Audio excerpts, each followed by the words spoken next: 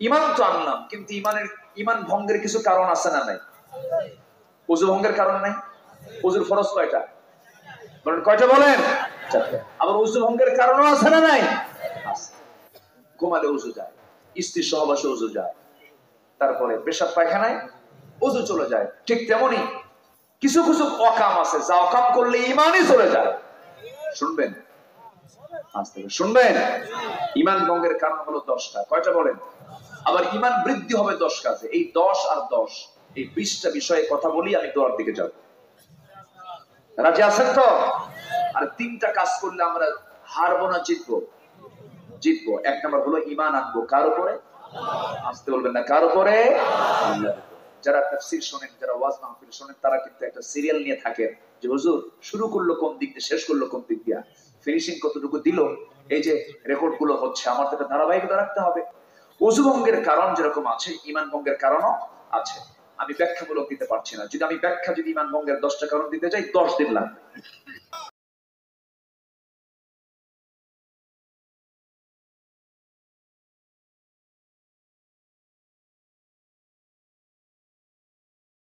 السلام عليكم ورحمة الله وبركاته.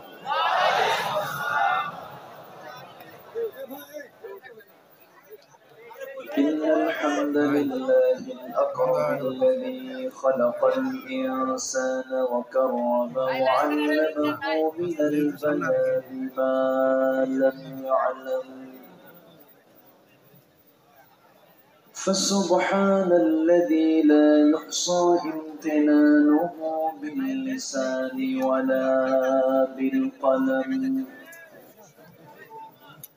نشهد أن لا إله إلا الله وحده لا شريك له، ونشهد أن سيدنا وحبيبنا ومولانا محمدا عبده ورسوله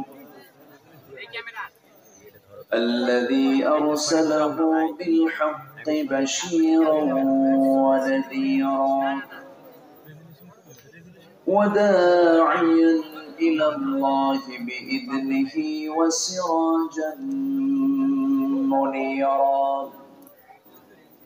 فقد قال الله تعالى في كلامه المجيد وفرقانه الحميد: أعوذ بالله من الشيطان الرجيم. بسم الله الرحمن الرحيم.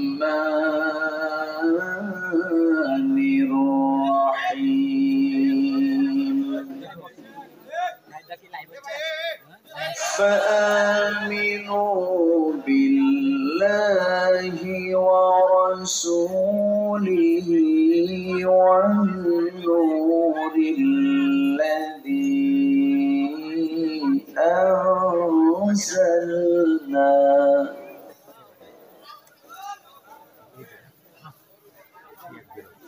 والله بما تعملون خبير.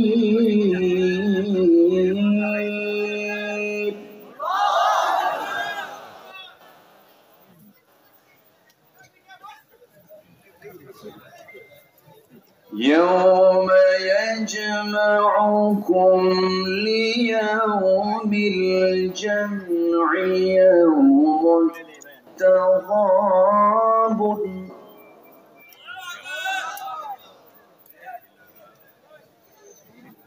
ومن يؤمن بالله ويعمل صالحا يكفر عنه سيئاته ويدخله جنات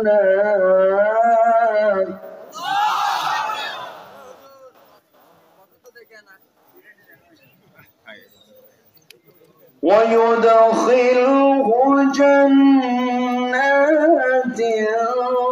تجري من تحتها الأنهار خالدين فيها أبدا ذلك الفوز العظيم.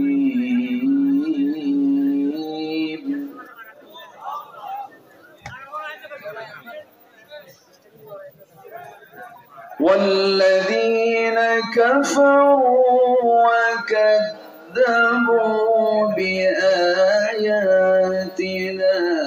أولئك أصحاب النار خالدين فيها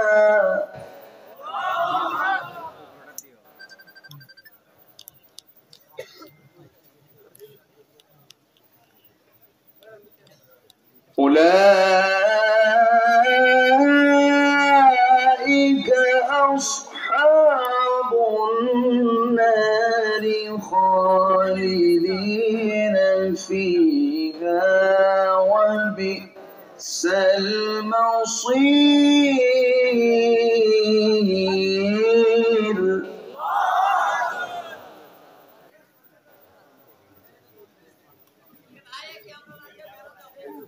الله أكبر. بسم الله الرحمن الرحيم.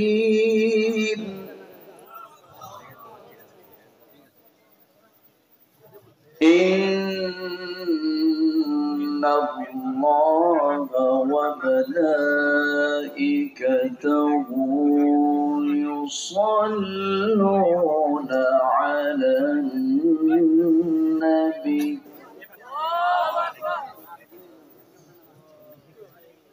يا أيها الذين آمنوا صلوا عليه وسلموا تسليما. اللهم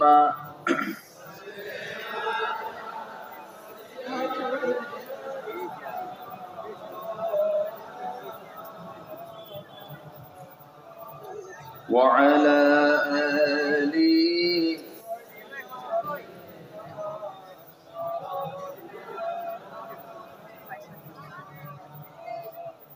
তাইফের কথা ভেবে কাঁদে শুধু দুনয়ন, এমন দরদি পেতে কাঁদে মন অনুক্ষণ, কাঁদে মন অনুক্ষণ।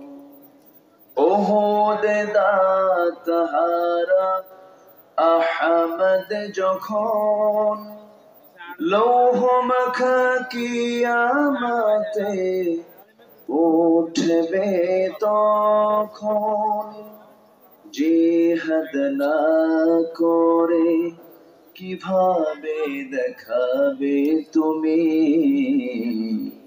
চাঁদ চেহারা রূপে ওয়াতুল। আল্লাহুম্মা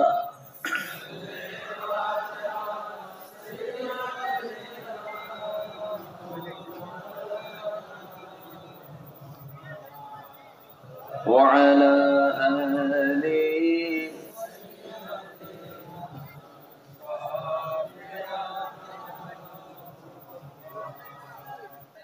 উত্তরবঙ্গের গেটওয়ে বগুড়া জেলার সোনাতলা উপজেলার চমরগাছা যুব সমাজ মাহফিল ইন্তেজামি কমিটি কর্তৃক আয়োজিত সরকারি প্রাথমিক বিদ্যালয়ের মাঠে অনুষ্ঠিত দ্বিতীয় বার্ষিকী তাফসীরুল কুরআন মাহফিল 2023 16 অক্টোবর অনুষ্ঠিত আজকের এই মহৎ আয়োজনের সম্মানিত সুযোগ্য সভাপতি, জাতির শ্রেষ্ঠ সন্তান বীর মুক্তিযোদ্ধা জনাব তাজুল ইসলাম মন্ডল, আজকের প্রোগ্রামের বরেণ্য মেহমানবৃন্দ, বিশেষ করে আমার পূর্বে কথা বলেছেন সোনাতরা ফাজিল মাদ্রাসার অনারেবল সহকারী অধ্যাপক মাওলানা ইমদাদুল হক, সামনে উপস্থিত দূরে কাছে বিভিন্ন স্থান থেকে ছুটে আসা কালেমার ঝান্ডাবাহী, তাওহীদের পতাকাবাহী, দ্বীন ইসলামের নরসারুদুল বীর মুজাহিদ, প্রাণ প্রিয় সম্মানিত দ্বীন ভাইরা, আড়ালে বসে আছেন শ্রদ্ধেয়া সম্মানিতা মা বোনেরা, আলোচনার সূচনায় আনুষ্ঠানিকতার মধ্য দিয়ে আমার পক্ষ থেকে আবারও দিল খোলা সালাম, আসসালামু আলাইকুম ওয়া রাহমাতুল্লাহি ওয়া বারাকাতুহু। সকলে কেমন আছেন? আমাকে প্রশ্ন করলেন, আল্লাহ তাআলা আমাকে আপনার কাতারেই রেখেছেন, বলছি আলহামদুলিল্লাহ। যিনি আমাকে আপনাকে এমন একটি বরকতময় রহমতে ঘেরা, বরকতে ভরপুর এমন একটি জান্নাতের টুকরায় যিনি আমাকে আপনাকে আসার বসার তৌফিক দিলেন, সেই মহান রবের শানে আমরা শুকর আদায় করছি। মুহাব্বাতান জোরালো কণ্ঠে বলে উঠছি আলহামদুলিল্লাহ। আবারও বলছি আলহামদুলিল্লাহ। চিৎকার মেরে বলছি আল্লাহুম্মা ইন্নী আসআলুকা আল হুদা ওয়াত তুকা ওয়াল আফাফা ওয়াল গিনা। সবাই বলি আল্লাহুম্মা লাকা আসলামতু ওয়া বিকা আমানতু ওয়া আলাইকা তাওয়াক্কালতু ওয়া ইলাইকা আনাবতু ওয়া বিকা খাসাতু। সম্মানিত হাজিরিন, আমরা এমন একটি জায়গায় বসেছি, এখানে আদব রক্ষা করা একটি ঈমানি দায়িত্ব, ঠিক কিনা বলে? কোরআনের মাহফিলে বসতে হলে আদব থাকতে হবে 1 আনা না 16 আনা? 16 আনা। নামাজ যখন শুরু হয়, মুসল্লি যদি কথা বলে, এটা কি ভালো মুসল্লির পরিচয়? এখানে আলোচনা শুরু হবে, কোন ব্যক্তি কথা বলবে, ব্যক্তির কথা না কোরআনের কথা? কোরআনের কথা। যারা শুনবে তারা অত্যন্ত বিনয়ী হয়ে চুপ থেকে মনোযোগ সহকারে শুনবে। এইরকম জাতীয় হুকুম কোরআনে আছে না নাই? আল্লাহ রাব্বুল আলামিন বলেন, فَإِذَا قُرِئَ الْقُرْآنُ فَاسْتَمِعُوا لَهُ وَأَنصِتُوا لَعَلَّكُمْ تُرْحَمُونَ। যখন তোমাদের সামনে কোরআন তেলাওয়াত হবে, কোরআনের যখন আলোচনা হবে, সেই সময় তোমাদের দায়িত্ব হলো 2টা কাজ করা। একটা হলো মনোযোগ সহকারে শ্রবণ করা, আরেকটা হলো চুপ থাকা। এই হুকুমটা দিয়েছেন কে? আল্লাহ। আসতে বলবেন না, কে দিয়েছেন? আল্লাহ দিয়েছেন। অতএব এই মাহফিলের শেষ কাজ হবে দোয়া। আমরা দোয়া পর্যন্ত চুপ থাকবো এবং মনোযোগ সহকারে আমলের নিয়তে শুনবো। জোরে বলি ইনশাআল্লাহ। কারো কোনো কষ্ট নেই তো? আসুন সোজা আলোচনার দিকে আমি চলে যাচ্ছি। ভূমিকায় বেশি নয়, কারণ 1 রাত পেয়েছি। আমি সোজা আলোচনার দিকে চলে যাচ্ছি। অনেক মা বোন ছোট্ট ছোট্ট বাচ্চা সাথে নিয়ে এসেছেন এবং হাজার হাজার মা বোন মাহফিল আজকে উপস্থিত, পুরুষের চাইতে কোনো অংশে কম না। সম্মানিত ভাইরা, সব দিক খেয়াল করে আমি সবার জন্য কল্যাণ হবে এমন একটি ভারসাম্যপূর্ণ সময় রেখেই আমি কথা বলবো। ওয়ামা তাওফীকি ইল্লা বিল্লাহ আলাইহি তাওয়াক্কালতু ওয়া ইলাইহি উনীব। আসুন আল্লাহর প্রতি পূর্ণ ভরসা রেখে আমরা মূল আলোচনার দিকে চলে যাচ্ছি। আমার সামনে যে কিতাব, আমি যে কিতাবকে সামনে রেখে আলোচনা করছি, এই কিতাব পৃথিবীতে এসেছে আজ থেকে ১৫০০ বছর আগে, যে যুগে এই ক্যামেরা ছিল না, এই মাইক ছিল না, মিসাইল ছিল না, বন্দুক ছিল না, এরপর ছিল না উন্নত কোনো যানবাহন, ছিল না রকেট, বিমান, হেলিকপ্টার, আধুনিক তথ্য প্রযুক্তির কোনো কিছুই উপস্থিত ছিল না। সেই যুগে কোরআন নাজিল হয়েছে। আজকের ১৫০০ বছর পরে এসেও সেই কোরআনের ভিতরে কোন ভুল কি কেউ প্রমাণ করতে পেরেছে? আসতে বলবেন না, পেরেছে? ১৫০০ বছর আগে যে সূর্যের আলো দিয়েছে, আজকের সূর্যের আলো মনে হয় পুরাতন মনে হয়, এরকম কিছু মনে হয়?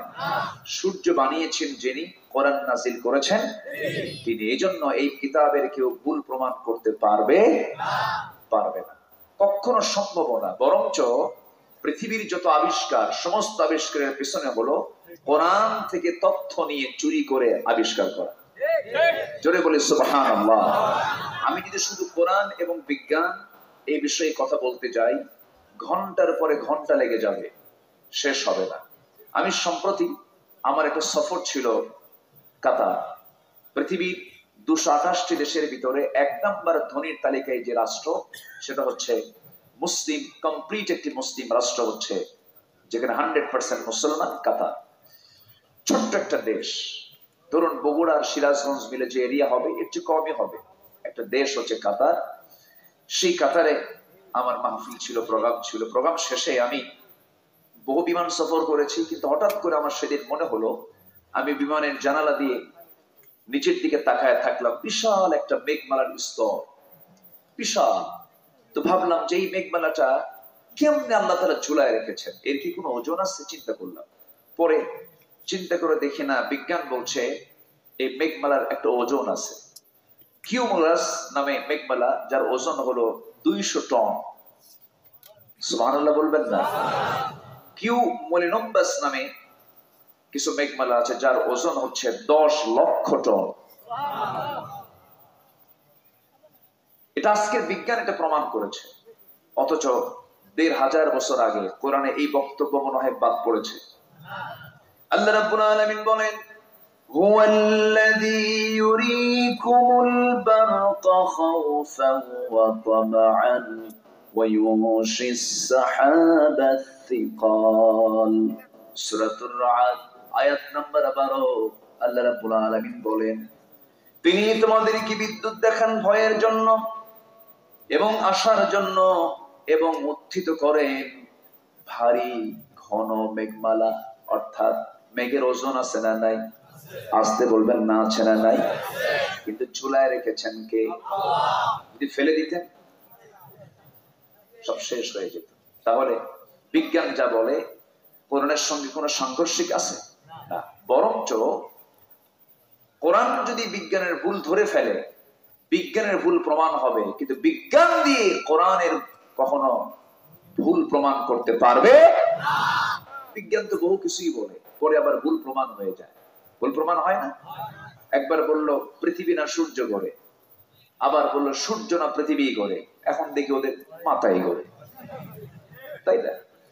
এই ঘোরা শেষ হবে না। মানুষের ব্রেন তো খুব কম। ওমা উতিতুম মিনাল ইলমি ইল্লা কালিলা, সামান্য, খুব অল্প জ্ঞান তোমাকে দেওয়া হয়েছে। সামান্য জ্ঞানের বড়াই দেখছেন? একটু কোরআন হাদিসের জ্ঞান চর্চা করে বলে ও কোন আলেম হলো, এরকম কিছু হুজুর আছে না? এক আলেম যদি অন্য আলেমকে তুচ্ছ জ্ঞান করে, ভাবতে হবে ওটা হলো টাটকা মূর্খ, ঠিক কিনা? অহংকার বিভিন্ন হয়, জ্ঞানের অহংকার, চেহারার অহংকার, সম্পদের অহংকার, ক্ষমতার অহংকার। এই অহংকার আজকে কম না বেশি? বিশ্বের দেশে দেশে সবাই ক্ষমতা দেখায়। আমেরিকা বলে আমার কিন্তু অ্যাটম বোম আছে, রাশিয়া বলে আমার আরো বেশি আছে, আছে না নাই? আচ্ছা, ইসরায়েল আবার একটু হুমকি ধামকি দিচ্ছে, লাভ হবে না। ইসরায়েল হুমকি ধামকি দিয়ে লাভ হবে না, কারণ ওদের ভিত্তি মজবুত নয়, ওরা ভাড়াটিয়া, ওরা অবৈধ দখলদার। অবৈধ কোনোদিন বৈধ করা সম্ভব হবে না মুসলমান, কোনোদিন সম্ভব হবে না। প্রযুক্তিতে, আধুনিক প্রযুক্তিতে ইসরায়েল যদি হয় 100%, সেখানে ফিলিস্তিন হলো অনলি 10% হবে কিনা সন্দেহ, অথচ ওরা গুলি ছোড়ে আর মুসলমান ফিলিস্তিনের নারী শিশুরা পাথর মারে। আল্লাহু আকবার বলুন। সম্মানিত ভাইরা, কার ভয়? আর শক্তিটা হলো অ্যাটম বম না ইমানের? কিসের শক্তি বলেন? ইমানের শক্তি। কথা আছে, অনেক কথা আছে, কিন্তু আমি ভয় পাচ্ছি আমার থুয়া দূর মারেন কিনা। আমাকে সবাই সময় দেবেন তো ইনশাআল্লাহ? আমি সোনা তলায় বহুদিন পর, আমি তো সাধারণ কোন তলায় আসি নাই যেখানে সোনা পাওয়া যায়, দেখি আজকে কি সোনা টোনা পাই দেখি। সম্মানিত ভাইরা, কষ্ট পাচ্ছেন না তো আপনারা? আমি যেখান থেকে তেলাওয়াত করেছি সেই তেলাওয়াতকৃত আয়াতটা হলো সূরাতুত তাগাবুন থেকে আমি তেলাওয়াত করি। সূরাতুত তাগাবুন, তাগাবুন মানে হলো হার জিত, হার জিত। আচ্ছা, হেরে যাওয়া জিতে যাওয়া আসলে কি এটা দুনিয়ার না আখিরাতের? আখিরাতটা কত কাছে দেখেন। এখানে বসে আছি আমরা, বাড়িতে ফিরলাম, অথবা এখানে বসে থেকেই যদি সকাল না করতে পারি, অথবা বাড়িতে গিয়ে যদি ঘুমিয়ে পড়ার পর যদি সকাল না হয়, তাহলে কি আমরা সকালে আছি না পরকালে? সকাল না পরকাল? এত কাছে। মৃত্যু হওয়া মাত্রই সকাল শেষ। ইহকাল না পরকাল?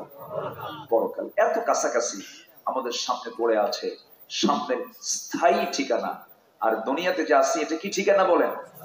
অস্থায়ী ঠিকানা। অস্থায়ী ঠিকানার জন্যই দেখেন কত মারামারি। আজকে গোটা পৃথিবীতে সবচেয়ে বড় সমস্যা হলো গদি সমস্যা। আমার কথা কি বুঝতেছেন? কি সমস্যা বলেন? গদি সমস্যা। আল্লাহ তাআলা একটা গদি নামে একটা আয়াত দিয়েছেন, আয়াতুল কুরসি। আয়াতুল কুরসি, কুরসিয়ত মানে হলো গদি, চেয়ার। তাহলে আয়াতের নাম কি চেয়ারের আয়াত অথবা গদির আয়াত? আমরা এই আয়াত দিয়ে কি করি জানেন? আয়াতুল কুরসি দিয়া বাচ্চার পেশাব বন্ধ করার দোয়া পড়ি। এই আয়াত দিয়া জিন ভূত তাড়ায়। এই আয়াত দিয়া জিনের আসর থেকে বাঁচা যায় কেমনে? এই আয়াতগুলো আমরা তেলাওয়াত করি। অথচ এই আয়াতের মধ্যে রয়েছে সবচেয়ে বড় সমস্যা, গদির সমস্যার সমাধান। আসতে বলবেন না, জোরে বলুন ঠিক কিনা? গদি তো পৃথিবীর কারণ নয়। গদির সমস্যার সমাধান করার জন্য আল্লাহ রাব্বুল আলামিন কত আগে সমাধান দিয়ে দিয়েছেন, আয়াতটা নাযিল করেছেন। যারা পারেন ঠোঁট মিলিয়ে বলুন, আল্লাহু লা ইলাহা ইল্লা হুয়াল হাইয়ুল কাইয়্যুম লা তা'খুযুহু সিনাতুন ওয়া লা নাওম লাহু মা ফিস সামাওয়াতি ওয়া মা ফিল আরদি মা যাল্লাযী ইয়াশফা'ু 'ইনদাহু ইল্লা বিইذনিহি ইয়া'লামু মা বাইনা আইদিহিম ওয়া মা খালফাহুম ওয়া লা ইউহীতুনা বিশাইইন মিন 'ইলমিহি إلا بما شاء وسع كرسيه السماوات والأرض ولا يؤوده حفظهما وهو العلي العظيم جربون الله أكبر আয়াতের মধ্যে 9টা বাক্য আছে, 9টা জুমলা আছে। 9টা বাক্য মিলে একটা আয়াত। আল্লাহ তাআলা তার পরিপূর্ণ মোটামুটি পরিচয়টা একটা আয়াতের মধ্যেই তুলে ধরেছেন। গোটা কোরআনের যতগুলো আয়াত আছে এর মধ্যে শ্রেষ্ঠ আয়াত হলো আয়াতুল কুরসি। শ্রেষ্ঠ আয়াত এটা, শ্রেষ্ঠ আয়াত এটা। এই আয়াত পড়ে যদি কোনো বান্দা দুনিয়া থেকে বিদায় নিয়ে নেয়, এপারে দুনিয়া ওপারে জান্নাত। জোরে বলি সুবহানাল্লাহ। আমার নবী ফরজ নামাজের পরে এমন কোন ফরজ নামাজ নাই যে ফরজের পরে তিনি আয়াতুল কুরসি পড়েন নাই। আমার নবীজি ফরজ নামাজের পর অনেকগুলো দোয়া পড়তেন, কিন্তু আমার দেশের কিছু কিছু মুসল্লি ম্যাক্সিমাম জায়গায় দেখা যায় সালাম ফেরি সুন্নতের জন্য উঠে দাঁড়ায়, সালাম পড়ি সুন্নতের জন্য উঠে দাঁড়ানো সুন্নতের খেলাফ। আমার নবী যেমনটা করেন নাই। আমার নবীজি ফরজ পড়ি আল-আযকারু বা'দাস সালাহ, কিছু জিকির আজগার করতেন। এর মধ্যে একটা জিকির হলো আল্লাহু আকবার, কি বলেন? এরপরে বলতেন আস্তাগফিরুল্লাহ, আস্তাগফিরুল্লাহ, আস্তাগফিরুল্লাহ। এরপরে বলতেন যারা পারেন আল্লাহুম্মা আনতাস সালাম ওয়া মিনকাস সালাম তাবারাকতা ইয়া যাল জালালি ওয়াল ইকরাম। এরপরে বলতেন আল্লাহুম্মা আইন্নি আলা যিকরিক ওয়া শুকরিক ওয়া হুসনি ইবাদাতিক। এরপরে বলতেন আল্লাহুম্মা লা মানিআ লিমা আ'তাইতা ওয়া লা মু'তিয়া লিমা মানা'তা ওয়া লা ইয়ানফা'ু যাল জাদ্দি ওয়া মিনকাল জাদ। এরপরে আয়াতুল কুরসি পড়তেন, বলতেন লা ইলাহা ইল্লাল্লাহ মুখলিসিনা লাহুদ্দিন ওয়ালাউ কারিহাল কাফিরুন। আল্লাহুম্মা ইন্নী আসআলুকাল হুদা ওয়াত তুকা ওয়াল আফাফা ওয়াল গিনা। এই সমস্ত দোয়াগুলো পড়তেন। সূরা ফালাক পড়তেন, সূরা নাস পড়তেন, সূরা ইখলাস পড়তেন। ওয়ালিল্লাহিল আসমাউল হুসনা, আল্লাহর অনেকগুলো নাম আছে, 199টা নাম আছে, সবগুলো একটা একটা করে বলতেন। সমস্ত দোয়াগুলো পড়ে এরপরে তিনি সুন্নাতে দাঁড়ায় যেতেন। আর আমার দেশে ফরজ নামাজ পড়ে এমন পারাপারি শুরু হয়, বাড়িতে মনে হয় বউ মরছে, আছে না নাই? নামাজ পড়তে এসে তাড়াহুড়ো করা যাবে? আসতে তাড়াহুড়ো করা যাবে? মাহফিলে বসতে নিয়ে তাড়াহুড়ো করা যাবে? দিনের কোনো কাজে কোনো তাড়াহুড়ো করা যাবে? শর্টফট করা যাবে? বাজারে আপনি শর্টফট করেন, বাজারে আপনি দ্রুত ঢুকবেন, দ্রুত বের হয়ে আসবেন। বাজার আল্লাহর কাছে সবচেয়ে নিকৃষ্ট জায়গা হলো বাজার, আর উৎকৃষ্ট জায়গা হলো মসজিদ, আর উৎকৃষ্ট জায়গা হলো কোরআনের আলোচনা যেখানে হয়। সময়টা আমরা মসজিদ মাহফিলে বেশি না দিয়া সময়টা বেশি দিয়ে আমরা কোথায়? বাজারে। যে বাজারে তাড়াতাড়ি গিয়ে তাড়াতাড়ি আসতে হয়, আর সেই বাজারে গিয়ে চার আড্ডায় বসে যায় ঘন্টার পরে ঘন্টা, কোনো ক্লান্তি নাই। সময় কখন বেশি দেয়? যখন বিশ্বকাপ খেলা হয়, রাত 3টার দিকে তাহাজ্জুদের নিয়তে খেলা দেখে, আছে না নাই? আছে। জুমার খুতবা একটু খতিব দিলে লম্বা সময় নেয়, শুধুমাত্র 1টা 25 মিনিট পার হলেই কিছু সচেতন মুসল্লিকে, হুজুর সময়ের কি দাম নাই? এরকম বেকুব মার্কা মুসল্লি আছে না নাই? সম্মানিত ভাইয়েরা, আমি খুবই খুশি, আমি খুবই আনন্দিত। এই হাজার হাজার মানুষের জনতার ঢল পিন পতন নীরব হয়ে শুনশান নীরবতার মধ্য দিয়ে আপনারা কথাগুলো শুনছেন। এই মাহফিল আল্লাহ তাআলা কবুল করুন, জোরে বলি আমিন। আমরা কি হারতে চাই না জিততে চাই? হারতে চাই না জিততে চাই? সূরাতুত তাগাবুনের সেই আয়াতের দিকে আমরা আস্তে আস্তে চলে যাচ্ছি। তাহলে আমার আল্লাহর পরিচয় জানা দরকার সবার পরে না সবার আগে? তাহলে কোন আয়াত পড়লাম? বলেন কি পড়ছে বলেন তো? এখানে আল্লাহর পরিচয় আছে না নাই? আল্লাহর আরশ আজিম কোথায়? ডানে, বামে, পিছনে, নিচে না উপরে? কোথায় বলেন? কয় আসমান উপরে? 7 আসমান। সাবআ সামাওয়াত, 7 আকাশের মালিক কে? আল্লাহ। জোরে বলেন তিনি কে? আল্লাহ। এই আকাশ তো খুব একটা বড় না, হ্যাঁ বলেন এই আকাশ কি বড়? এরপরে যে আরেকটা আকাশ আছে ওটাও কি বড়?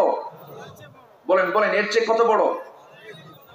এর চেয়েও বহু গুণে বড়, বহু গুণে বড়। সম্মানিত ভাইয়েরা, আমার আল্লাহ তাআলা কত উপরে আছেন। আর রহমানু আলাল আরশি ইস্তাওয়া। একটু কান লাগান, যদিও কথাগুলো একটু কঠিন কঠিন মনে হবে, রাত গভীর হয়েছে, একটু কান লাগান। জীবনে তো বহু সময় দিলামই, দেখছেন, বন্ধুকে দিলাম, আড্ডায় দিলাম, কত জায়গায় গেলাম। আসেন না ভাই, আজকে একটু কষ্ট হলেও একটা লোক আমরা মোনাজাত না করে যাব না, ইনশাআল্লাহ বলেন। আল্লাহ কোথায়? আমার আল্লাহ সবচেয়ে আপন না সবচেয়ে পর? আমার সবচেয়ে আপন কে? আল্লাহ। ওর জন্য কি মহব্বত আছে না, কিছু খুব ভালোবাসে। বইয়ের জন্য প্রয়োজনে বাপ মাও ছাড়ে, দেখেন আস্তে আস্তে করে। এই ছাড়ে না, ছাড়ে না। মাকে বলে, মা তুমি আমার বউয়ের সঙ্গে এরকম খারাপ ব্যবহার করো, দেখছেন মারে ধমকা। তোমার অস্তিত্ব দিয়েছে তোমার বউ না তোমার মা? কে দিয়েছে? মা। বউয়ের জন্য মাকে ধমকায়। এমন শিশু তো বাংলার জমিনে নাই। আরে কি শিশু?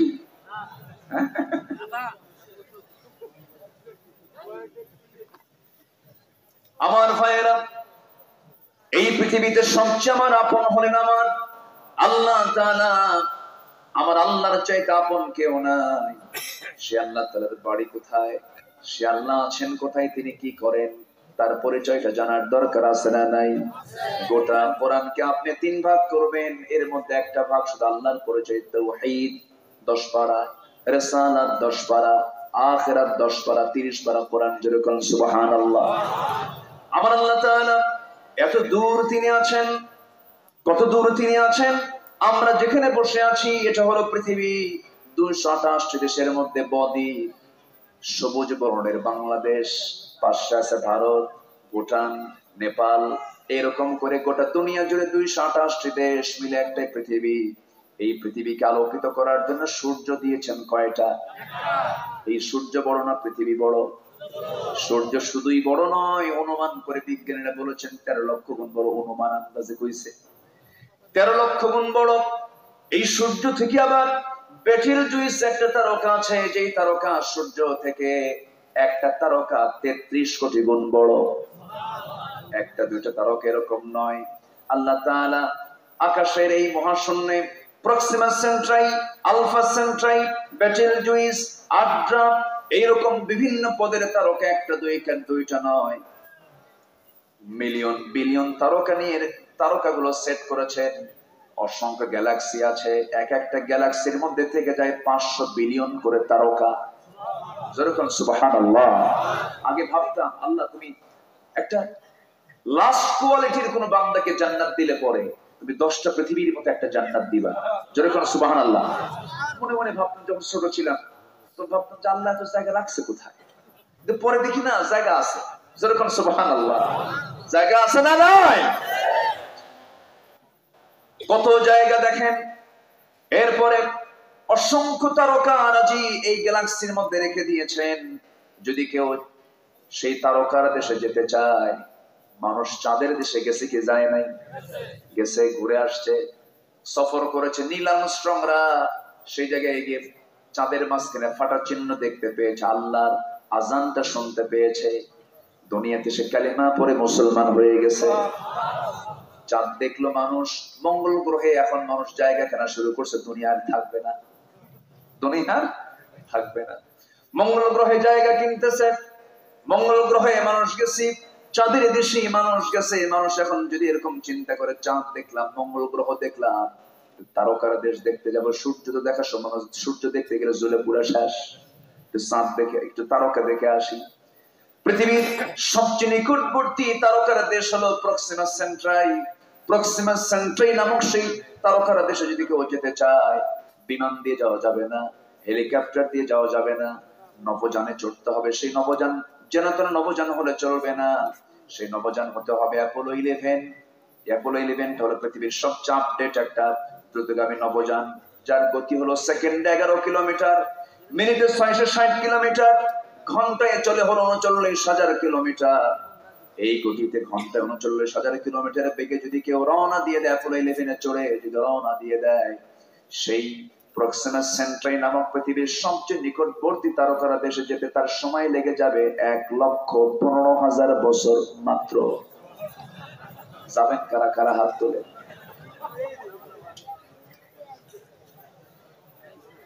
1,15,000 বছর বাঁচবেন কয়দিন?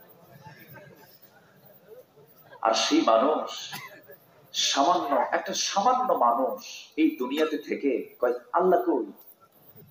আল্লাহর আইন মানি না, রাসূল কিনে বাজে কথা বলে, কোরআন কিনে বাজে কথা বলে। আমার দেশে এত আইন পাস হলো, ব্লাসফেমি আইন পাস হলো না। রাসূল কিনে বাজে উক্তি করেছে যে আমরা তাদের জিম্মা নিয়ে ছেড়ব মুসলমান। রাজি আছেন কারা কারা? হাত উঁচু করে দেখা।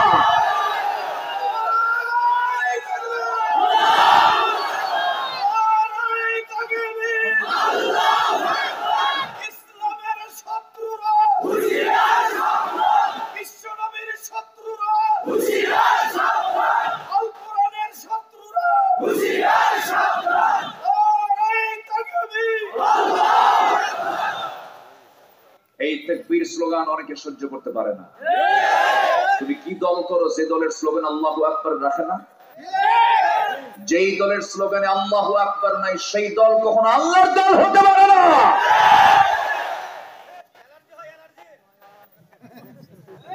কথা বলবো? কোন সমস্যা, অসুবিধা? চিন্তা, ভয়, হতাশা, মরবো তো একবারই। সেই পাখির মতো বলি, ভেজা বিড়ালের মতো 500 বছর বাঁচার চাইতে সিংহের মতো গর্জন দিয়ে এক মুহূর্ত বেঁচে থাকাই উত্তম। বাঁচবো, কিন্তু কাপুরুষ হয়ে নয়। বুক দেব, পিঠ দেব না, পিছপা হব না। কদম মজবুত করে দেওয়ার দায়িত্ব কার? আল্লাহ আমাদের কদমকে মজবুত করে দিবেন। জোরে বলি ইনশাআল্লাহ। বদর যুদ্ধ সংখ্যা দিয়ে বিজয় এসেছে, অস্ত্র দিয়ে বিজয় এসেছে, ঈমান দিয়ে বিজয় এসেছে। ওয়ালাকাদ নাসারাকুমুল্লাহু বিবদরিন ওয়া আনতুম আযিল্লাহ। তোমরা অসহায় ছিলে, আমি আল্লাহ নিজে বদরে তোমাদেরকে বিজয় দিয়েছি। সে আল্লাহ নাই? আসতে বলবেন না, আছে না নাই? সামান্য দুনিয়ার কয়েকদিনের একটু ক্ষমতা পায়া ধরাকে সরা জ্ঞান করো, কিচ্ছু না। তুমি ফেরাউনের চাইতে বড় কিছু হও নাই, তুমি নমরুদের চাইতে বড় কিছু হও নাই। নমরুদ কি করে নাই? নমরুদ জাতির পিতা ইব্রাহিম আলাইহিস সালাতু ওয়াস সালামকে হত্যা করার জন্য নরকুণ্ডলী সাজিয়ে সেই আগুনের ভিতরে ইব্রাহিমকে নিক্ষেপ করেছিল। কম চেষ্টা সে করে নাই, কিন্তু ইব্রাহিম আলাইহিস সালাতু ওয়াস সালাম তিনি প্রস্তুত ছিলেন, আল্লাহর সাহায্য পাওয়ার অপেক্ষায় ছিলেন। আমার আল্লাহ আমাকে বাঁচাবে, কেউ আমাকে বাঁচাবে না, এই বিশ্বাস ছিল তার। কত আনা বলেন, কত আনা? আর আমরা চিন্তা করি আল্লাহ কি করবে, কত কি কথা বলছেন, দূর দূর। এই দিকে লক্ষ্য করে আল্লামা ইকবাল বলেছেন, আসফি হজু ইব্রাহিম কা ইমা পয়দা, আসফি হজু इब्राहिम का इमा पैदा, आग कर सकती है एक अंदाज गुलिस्ता पैदा। কোথাও যদি আজকে উদয় হয় ইব্রাহিমের মতো ঈমান করতে পারে অগ্নিকুণ্ডে খুবসুরত এক গুলিস্তান। জোরে বলুন আল্লাহু আকবার। ঈমান জানবো আমরা দুর্বল ঈমান না মজবুত ঈমান? দুর্বল ঈমান না মজবুত ঈমান? মজবুত ঈমান আমাকে আপনাকে আনতে হবে। যে মজবুত ঈমান এনেছিলেন সাহাবায়ে কেরাম, যে মজবুত ঈমান এনেছিলেন আম্বিয়ে কেরাম, সেই মজবুত ঈমান দিয়ে তারা বাতিলকে মোকাবেলা করেছেন, অন্যায়কে মোকাবেলা করেছেন। সাহায্যের জন্য কে ছিলেন? আমরা সাহায্য চাইবো কার কাছে? আরে ফিলিস্তিনের একজন তরুণী ডাক্তার, নতুন বিয়ে হয়েছে তার, নতুন তরুণী ডাক্তার বিয়ে হয়েছে সম্প্রতি, বাসর ঘর ছেড়ে দিয়া, নতুন স্বামীর আকর্ষণকে ছেড়ে দিয়া শেষ রাতে বোরকা পরে সে মরুর সেই ফিলিস্তিনের মরু এলাকায় গিয়া পাথর খুঁড়তেছে, পাথর খুঁটে খুঁটে সব জড়ো করছে। বলা হলো সাহাবা কারীম, ও মহিলা তুমি তো একজন বড় ডাক্তার, বিয়ে হয়েছে, তোমার বাসার ঘর ছেড়ে তুমি, বিছানা ছেড়ে তুমি রাস্তায় কেন? সাহাবা কারীম বলছে, দুনিয়াতে ঘুমাবো না, দুনিয়াতে আল্লাহর দিন কায়েমের আন্দোলন করতে গিয়ে শহীদ হয়ে জান্নাতে গিয়ে আরামে ঘুমাতে চাই। যেরকম সুবহানাল্লাহ। তারা চিন্তা করে কি আর আমরা চিন্তা করি কি? আমার বন্ধুগণ, এই দুনিয়াতে এসেছি আমরা ক্ষণিক মেহমান হয়ে এসেছি। যে কোনো মুহূর্তে আমি আপনি দুনিয়া থেকে বিদায় নিয়ে নেব। কেউ বাঁচার জন্য আসে নাই, সব মরে যাব। আল্লাহর কাছে যেহেতু ফিরে যেতেই হবে, আমরা আমলনামাগুলো নেব বাম হাতে না ডান হাতে?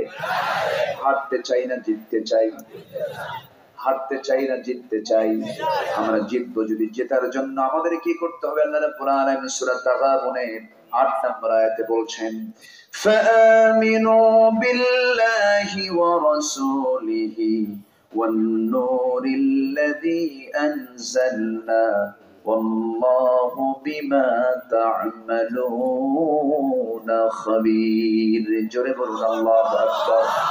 আরো জোরে বলুন আল্লাহু আকবার। আমার বন্ধুগণ, হতাশ হওয়া যাবে না কখনো। ইমানদারের সাহায্যকারীকে সাহায্যকারীকে বলেন। একজন কবি উৎসাহ দিয়ে আমাকে আপনাকে ডাক দিয়ে বলছেন, कश्तिए हाका ज़माने में सहारा तू है, असर नूरत है देहंदला सा सितारा तू है। সত্য তরির মাঝে তুমি চিররুমি মুখর সমুদ্রের নতুন যুগের জুলমাত রাতে ধ্রুব তারা তুমি বিশ্বের ইমানি নূর নিয়ে সামনে এগিয়ে চলো, সমস্ত বাতিল তোমার কাছে পরাজিত হতে বাধ্য হবে। ইমানকে আলোকিত করো, ইমানকে উজ্জীবিত করো, ইমানকে সামনের দিকে নিয়ে চলো, ইমানকে দুর্বল করে দিও না। দুনিয়ার কোন মোহ, দুনিয়ার কোন লোভ যেন তোমাকে আক্রান্ত না করতে পারে। আমার বন্ধুগণ, আমার নবীর সামনে একজন সাহাবী দাঁড়িয়ে আছেন, সাহাবীটা বিয়ে করে নাই। রাসূল বললেন, জুলাইবি তোমার কি বিয়ে করার দরকার না? জুলাইবি বলছেন, হুজুর বিয়ে করব কেমনে? আমার সঙ্গে বিয়েটা দেবে কে? আমার সঙ্গে কোনো মেয়ের বাবা বিয়ে দেবে না, কারণ আমার কিচ্ছু নাই, ঘর নাই, বাড়ি নাই, টাকা নাই, পয়সা নাই, ধন নাই, দৌলত নাই। রাসূল তাকে 3 দিন এই কথা বলার পর তিনি 3 বার এই কথার জবাব দিয়ে দিলেন। রাসূল বলেন, সাহাবী চিন্তা করো না, তোমার বিয়ের দায়িত্ব আমি রাসূল নিজে নিলাম। যারা বলেন সুবহানাল্লাহ। আমার নবী সবার সঙ্গে ইজি ছিলেন। আমার নবী সালাম দিতেন না নিতেন? বলেন দিতেন না নিতেন? দিতেন। রাসূল দেওয়ার পক্ষে ছিলেন, নেওয়ার পক্ষে কম ছিলেন। সাহাবীরা পর্যন্ত রাসূলকে আগে সালাম দিতে পারত না। একজন সাহাবী রাসূলকে আগে সালাম দিবেন, জিদ হয়ে গেল, মোটা বৃক্ষের আড়ালে দাঁড়ায় গেলেন। মোটা বৃক্ষের আড়াল থেকে আস্তে করে বের হয়ে রাসূলকে লক্ষ্য করে আচমকা হঠাৎ করে দেখি সালাম দিচ্ছেন, আসসালামু আলাইকা ইয়া রাসূলুল্লাহ। আমার নবী মুস্কি হাসি মেরে বলছেন, সাহাবী এমন টেকনিক করে আগে সালাম দিলে কিন্তু সওয়াব পাবা না। সওয়াব যদি পেতে চাও সামনে সামনে আসো। কি বড় বাপের বেটা হয়েছে, সামনে সামনে আসো দেখি। আম্মা জান আয়েশা বলেন, রাসূলকে আমি আগে কখনো সালাম দিতে পারতাম না। কে বলেছে স্বামী স্ত্রী গন্ডগোল থাকবে? কোনোদিন গন্ডগোল থাকবে না। আমি গোটা দুনিয়া ঘুরেছি, যতটুকু ঘুরেছি আমি দেখেছি আমার দেশের মার অত্যন্ত সরল, ভালো, আলহামদুলিল্লাহ বলেন। মাদের ব্যাপারে অনেকে রিপোর্ট দেন, কিন্তু আমি বলবো মারা ভালো, কিন্তু মাদের যারা পরিচালক তারা ভালো না, খালি বিড়ি খায়। কি খায়? বিড়ি খায়। বিড়ি খাইলে মোহাব্বত হবে কেমনে? আমার বন্ধুগণ, আমার দেশে বিড়ি খাওয়া লোক বেশি না কম? এই জায়গায় যারা বসে আছেন, বিড়ি খাওয়া লোক বেশি না বিড়ি ছাড়া লোক বেশি? বলেন বলেন বলেন। আচ্ছা, এই জায়গায় যারা বসে আছেন, দাড়িওয়ালা লোক বেশি না দাড়ি ছাড়া লোক বেশি? দাড়ি ছাড়াই তো লোক বেশি। আমি আপনাকে কিন্তু হিট করছি, আবার রাগ করতেছেন নাকি? আপনি হিট করলে উপকার আছে না নাই? আছে না নাই? রক্ত ধরে দিতে হবে। ডাক্তারের কাছে কেন যান?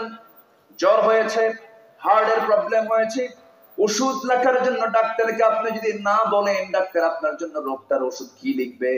অসুস্থ হলে যখন আপনি ডাক্তারের কাছে চলে যান। কিন্তু আমরা যে কথাগুলো বলি, এটা কোনো দেহের ট্রিটমেন্ট নয়, এটা হলো রুহের ট্রিটমেন্ট। রুহের ট্রিটমেন্ট দরকার আছে না নাই? আসতে বলবেন না, আছে না নাই? রুহের ট্রিটমেন্ট হলে সব ট্রিটমেন্ট হয়ে যাবে।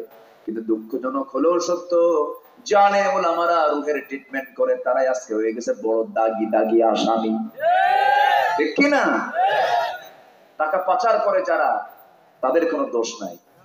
21 লক্ষ কোটি টাকা দেশ থেকে পাচার হয়ে গেছে। সম্মানিত বন্ধুগণ, হারামের কোনো আরাম নাই। যারা অন্যায় করে জনগণের টাকা লুটপাট করবে, তাদের পেটে এগুলো হজম হবে না, হবে না, হবে না। ঠিক কিনা? হবে। ফেরাউন হজম করতে পারে না, সাদ্দাত হজম করতে পারে না। সাদ্দাত কি বানাইছিল? কয় যে নবী কি কয়, সে কোন দিন মরবো, কোন দিন জান্নাত, দুনিয়াতে জান্নাত পাবো। দেখেন কত বড় বদমাইশ। সেই স্বর্গ বানাতে নিয়ে ছোট্ট শিশুর গলার চেনটাও টান মেরে নিয়েছে। জুলুম করে করে সব কিছু নিয়ে সে একটা কল্পিত স্বর্গ বানালো।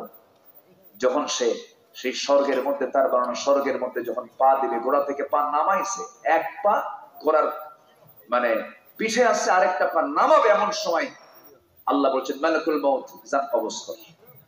মালাকুল মউত কয়, আল্লাহ আমারও তো দয়া করছে, একটু নামুক দেখুক। এই কথা বোঝেন না? একটু নামুক দেখো। আল্লাহ বলছেন, না, আমি ওকে দেখতেও দেব না। কেন? আমি ওকে দয়া করেছিলাম। কোন সময়? এই সাদ্দাত যখন মার পেট থেকে জন্ম নেয়, প্রচন্ড বড় একটা বন্যা হয়ে যায়। সেই বন্যায় একটা কাঠখণ্ডের উপরে তার মা আশ্রয় নেয়। সেই কাঠখণ্ডের উপরে এই শিশু সাদ্দাতের জন্ম হয়। মা মারা যায়, ওই শিশুকে কাঠখণ্ডের উপরে রেখে আল্লাহ তাআলা বড় করেছেন।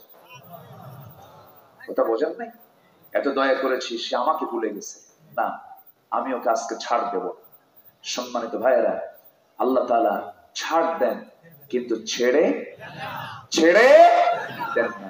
সীমা লঙ্ঘন করলেই ধরা খেয়ে যাবে, যেমন করে ধরা খেয়েছে ফেরাউন, যেমন করে ধরা খেয়েছে নমরুদ। সে আল্লাহ এখনো আছেন না নাই? আসতে বলবেন না, আছেন না নাই? এখনো আছেন। আল্লাহ সবকিছু দেখছেন, অবজার্ভ করছেন। আমার নবী যে মিশে মিশে কথা বলতেন, আমার নবীর স্ত্রী কেউ আমার নবীর বিরুদ্ধে ক্লেম দেয় নাই। আমার নবীর একাধিক স্ত্রী ছিল। আম্মা জান আয়েশা বলেন, আমি রাসূলের সঙ্গে এত ফ্রি কথা বলতাম, রাসূল আমার সঙ্গে খুনসুটি করতেন। আমি রাসূলকে এক গ্লাস পানি দিতাম, রাসূলকে এক গ্লাস দুধ দিতাম। যখন রাসূল দুধটা হাতের মধ্যে নিয়ে বলতেন, আয়েশা আমি খুব খুশি হব, তুমি আগে খাওয়া শুরু করো, আমার নবীজি তাকে জোর করে দিতেন। আম্মা জান আয়েশা দুধ যখন খাওয়া শুরু করতেন, আমার নবীজি মাথা একটু নিচু করে দেখতেন। আমার আয়েশা তার ঠোঁটটা কোন দিকে লাগায় আসে, দুধটা পান করে যেদিকে তিনি ঠোঁট লাগাতেন মার্কিং করতেন। যখন খাওয়া শেষ হতো, বাকি দুধটা আমার নবীজি ঠোঁট লাগাতেন, আয়েশা যে দিক দিয়ে আমার নবী সেই দিক দিয়ে ঠোঁট লাগায় বাকি দুধ পান করতেন। জোরে বলে সুবহানাল্লাহ। সেই মহব্বত আজকে ঘরে ঘরে না, বটতলা বটতলা।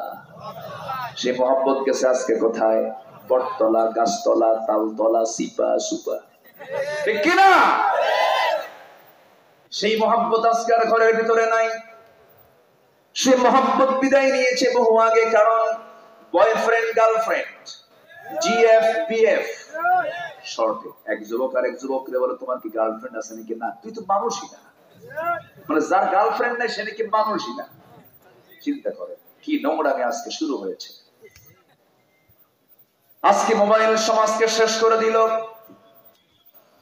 মাহফিল ছিল চুয়াডাঙ্গা, রাতের বেলা খাইতে বসতেছি, এমন সময় এক মুরব্বী আমার পাশে বসে বলে, হুজুর বড় মেয়েটার জন্য আমার দোয়া করবেন। কেন, কি হয়েছে? বিয়ে দিয়েছে ঠাকুরগা। বললাম, চুয়াডাঙ্গার মানুষ ঠাকুরগা এ বিয়ে দিলেন, এই বিয়ের ঘটকটাকে হুজুর মোবাইল।